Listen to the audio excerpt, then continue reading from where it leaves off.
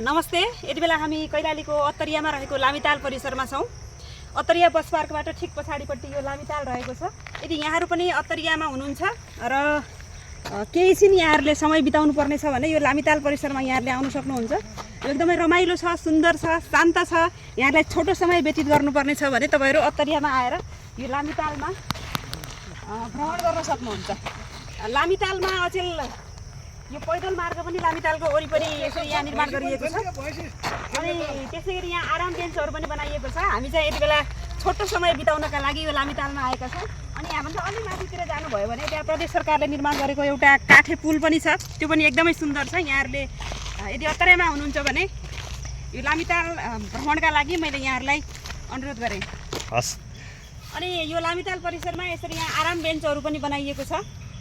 एकदम मजाले शीतलमा यहाँ बस्न सक्नुहुन्छ। अनि अर्को कुरा भनेको यो जो वरिपरि लामिताल परिसरको वरिपरि यो पैदल मार्ग यहाँ निर्माण गरिएको छ, यसमा यहाँहरूले बिहान बिहान वा बेलुकीतिर मर्निङ वाक पनि गर्न सक्नुहुन्छ।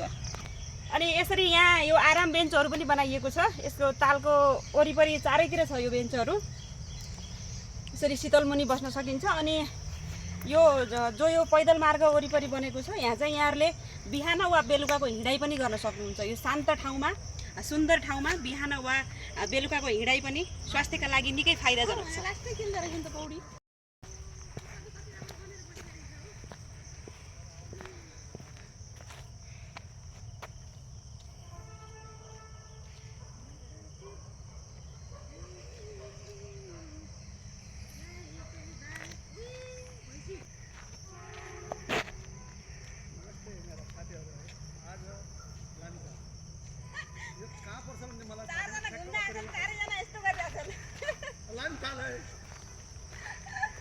हेर न भइसक्यो कति क्रस